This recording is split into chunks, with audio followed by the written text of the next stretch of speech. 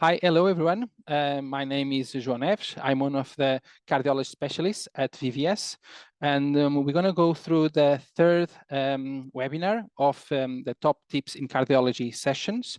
This time, we're going to discuss how to approach heart murmur in a cat that is adult and asymptomatic.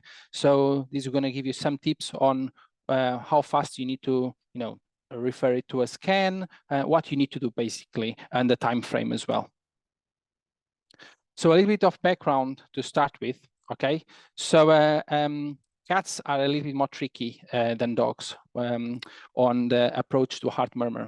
Most of the times, heart murmur in dogs usually means a heart disease, but the same is not true in cats. In addition to that, cat murmurs are really difficult to localize. So usually in dogs, you can say left apical, left basilar, or projection area of the aortic valve or pulmonic valve or mitral valve.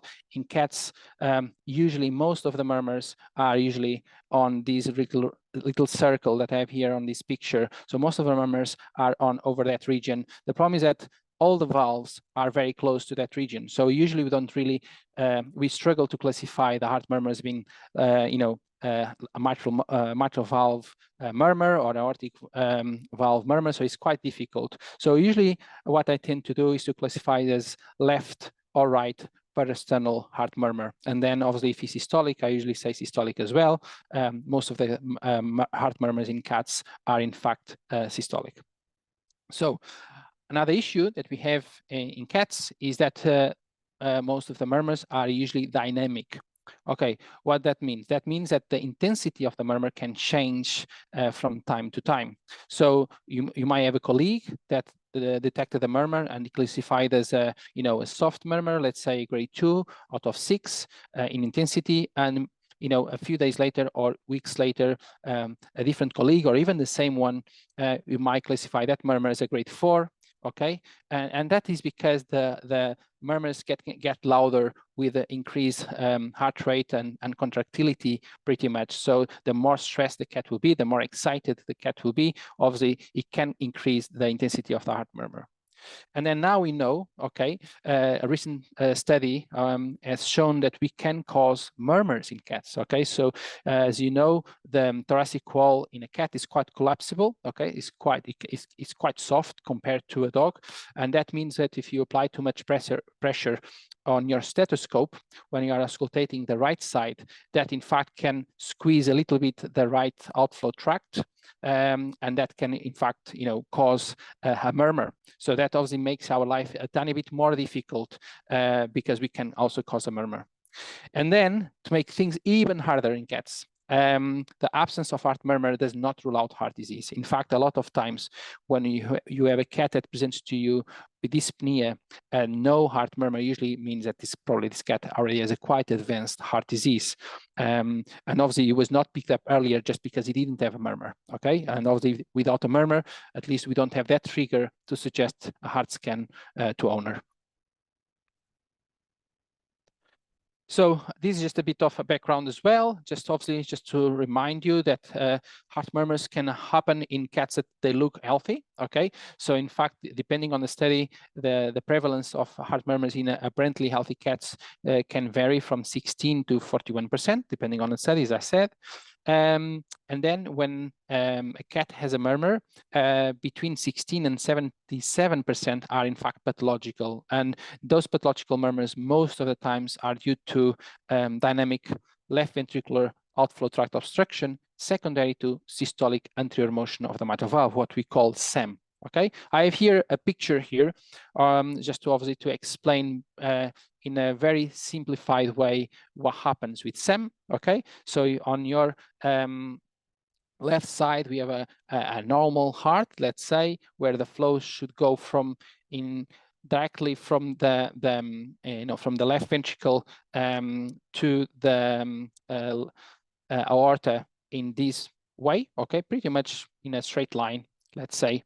Okay, but when we have HCM, we usually have changes in the geometry of the left ventricle, and that can change slightly the direction of the blood flow that is leaving the left ventricle. So that sometimes makes that change in flow can in fact lift the septal leaflet of the mitral valve in systole. Okay, so when the flow is leaving the left ventricle into the aorta, and that movement of the septal leaflet of the mitral valve basically causes two problems. First, it causes that an obstruction at the level of the left ventricular outflow tract, so the region just below your aorta, and that can cause an obstruction.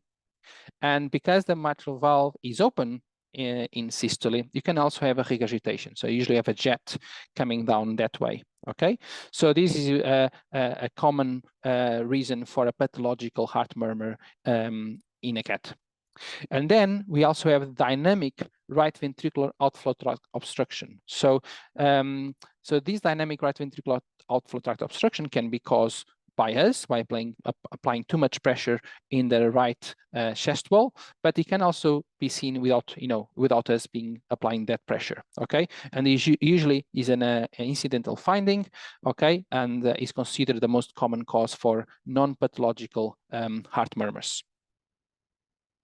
So the key here is that auscultation alone cannot be used in cats, okay? If we want to differentiate a murmur that is secondary to a cardiomyopathy or a murmur that is due to a what I mean is we cannot use auscultation to differentiate a heart murmur that is because of cardiomyopathy or a heart murmur due to a non-pathological finding like the dynamic right ventricular outflow tract obstruction. Cool. Okay, so what should we do if we have an adult cat, okay, with an asymptomatic heart murmur, okay? So the first thing that we should be trying to do is checking for the mucous membranes, checking from the clinical history if there are signs of hyperthyroidism, because these are two reasons for, physiological heart murmurs in cats, okay? So you can always check the hematocrit, you can always check the total T4, but even if your cat is positive for anemia, or even if the patient is hyperthyroid, that does not mean right away that you need to forget a heart scan, okay? A lot of times, even if the cat is anemic, a heart scan can be recommended, let's say, just prior to a transfusion, because you can increase the circulating volume when you give a transfusion. And obviously, if the cat is anemic, it might be already volume overloaded. So you need to be careful with that. So sometimes is recommended. Usually the internal medicine specialists frequently ask for a scan, before a transfusion, for instance, to assess the risk of triggering a pulmonary edema eventually, or pleural effusion in a cat, okay? And also, if you have hyperthyroid cat, okay, sometimes echo is also recommended, not so much to look for the reason of the murmur, but also to see whether that cat is in fact or has in fact hyperthyroid heart disease. Okay, as you know, hyperthyroidism can cause an HCM phenotype as well. So, in conclusion, check first for things that would cause a murmur that are physiological, so an anemia, hyperthyroidism. But even if this patient, is anemic or hyperthyroid, that does not mean that we need to forget the idea of doing heart scan, okay? Because in many cases, heart scan is still recommended, but you have more time to think about it. Now, the second scenario is when is the echo advised to be done soon. So it's not an urgent echo, is when you want to do an echo, but maybe you are thinking about doing over the next week or 2 weeks, okay? So when we need to consider that, okay? So we need to consider that when you have a murmur, that it can vary from 1 to 4 in intensity, okay? That is systolic, but is associated with another abnormality on our auscultation, either when you can hear a gallop, okay? Gallop obviously usually means that you can have an S3 or S4, and obviously when you have a gallop, you can also be concerned with high feeling pressures on your cat's heart. So could be a risk or one of the clinical findings that may raise a red flag about this patient, because he might be developing congestive heart failure soon. Then obviously an arrhythmia, usually arrhythmia in cats in most of the times they are due to heart disease. Okay, so that obviously raises as well the concern of having heart disease that is quite significant. So that's another reason for us to try to convince the owner to do a heart scan sooner rather than later. And then obviously if you have the diastolic heart murmur. The diastolic heart murmurs are in fact really rare, also very difficult to detect, particularly in a cat because they have a very fast heart rate. But if you can detect one, they are usually they raise the suspicion of a much more severe disease or a more complex disease as well. And then any heart murmur that is quite loud or, or in fact thrilling, so grade 5 or 6 above, okay, these are the thrilling heart murmurs. They usually suggest congenital heart disease. Obviously, we are discussing here adult cats, and obviously it's unlikely that we're going to diagnose a congenital heart disease in an adult cat, but that can happen, okay? So if you have a thrilling heart murmur, so grade 5 or 6, okay, because it can suggest a congenital heart disease, maybe it's a good idea to try to find out that earlier rather than, too late. So these are pretty much the criteria that I tend to use to decide how fast I need to scan a patient, okay? So that again does not mean that this, even if I have, a gallop with a heart murmur, does not mean I need to scan this patient next day or in the next 2 days. But obviously, I need to think about scanning this patient early. Okay, and then when is echo recommended, but it is not urgent? It's not. You don't need to scan so soon like the previous cases. Okay, so basically these are the cases that you have a soft or a moderate heart murmur, but you don't find out other cardiac abnormalities on your auscultation. So these are the cases that you can wait a little bit longer for a heart scan. Okay, but if you think about it, a heart murmur in a cat, basically the idea, if I know, is, particularly if we are discussing a cat that is already adult, even if there are no clinical signs, there is still recommended. Heart scan is still recommended, even if the patient is asymptomatic, okay? Because we need to know if the patient has a pathological, finding or a non-pathological finding. So why is that not urgent? Okay, because a lot of times you end up explaining to the owners that we don't have any drug that delays heart failure in feline cardiomyopathies. And as we know, most of the heart murmurs in cats, if they are pathological, they usually are because of HCM or other feline cardiomyopathies. So if we don't have any drug that in fact can delay significantly heart failure in cats, okay, or at least we don't have any drug that has been convincingly studied that can delay the heart failure in cats. Why is then not, why is then not urgent? Why is not urgent? Because exactly of that, okay? But if you tell that to the owner, okay, the owner will ask you, so why do I need to scan? So why do I need to have a follow-up scan, for instance? Or why do I need to scan if there is nothing that I can do to delay the heart failure, okay? So basically, the main reason for the investigating an asymptomatic heart murmur in cat, even knowing that there is nothing that we can do to delay the heart failure, okay, is that it's very important, as I said before, to, at least for owner reassurance, to try to understand if the reason for the heart murmur is either pathological or non-pathological, okay? Because if it's non-pathological, we are not so much concerned, but if it's pathologic, we need to make a plan for a follow-up, okay? It's also very important to identify the stage of the heart disease, should the patient have one, okay? And tell the owner what do we need to monitor for, okay? For instance, if you have if you detect HCM, let's say, and if you have a big left atrium, you start asking the owner to monitor breathing rates, okay?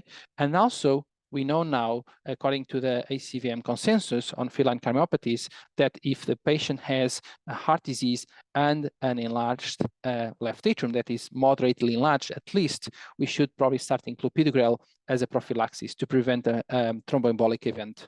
And although, again, clopidogrel does not delay heart failure, is in one of the drugs that we need to start earlier in the preclinical phase if the left atrium is already enlarged, because again, if the left atrium is moderately enlarged, we have a higher risk for thromboembolism, okay? So this is pretty much the key message. So if you have heart murmur in an asymptomatic cat, we definitely need to try to scan it, okay? And sometimes you need to scan it sooner rather than later, okay? But if the owner asks you why you need to scan a cat if you don't have any drug to that delays heart failure, that's the reason, okay? That's what I try to explain to donors. I try to explain that, okay, we need to know first if there is a disease, because if there is a disease, we need to make a plan, okay? And also to identify predictors of thromboembolic events that will imply that this patient might need to start on clopidogrel even before heart failure. And a lot of situations we have as well is when the owners want to ask you about what about can I take an X-rays, or can you use biomarkers as well before echo? You know, if they can potentially save some money, you know, by avoiding an echo. Okay, the truth is you can use thoracic radiographs and biomarkers. I tend to use them if I need to really convince the owner maybe that he needs an echo. Okay, so if the vertebral heart score on X-rays is over 8, or if the NT-proBNP is over 100, that will be two things that will probably highlight the need of doing heart scan. Okay, but the key here is that you might need to understand that even if the thoracic radiographs do not show a big left atrium, that does not mean that the left atrium is not enlarged, okay? So in fact, thoracic radiographs in cats are quite insensitive for detection of left atrial enlargement as well as left ventricle hypertrophy, okay? So in other words, if you have a big heart, that probably means a heart disease, so you probably need to scan that patient, okay? But if the vertebral heart score, or if your subjective assessment of the left heart is that is not enlarged, that does not mean that you don't have a disease, or also it does not mean as well that the left atrium is normal, okay? So in other words, you always need an echo.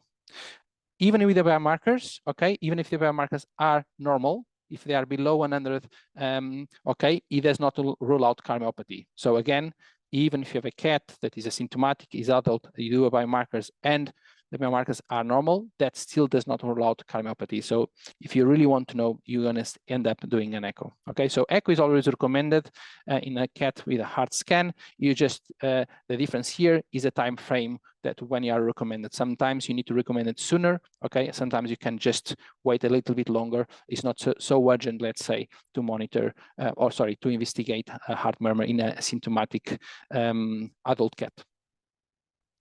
So I hope that this was helpful for you, okay? So just really some tips, okay? Just on how to approach heart murmurs, okay? In this case was approaching heart murmurs in cats. If you have any questions or any doubts, okay? If you want to contact us, you have the email just below, okay? And yeah, and thank you so much for your attention, and contact us if you need. Thank you so much.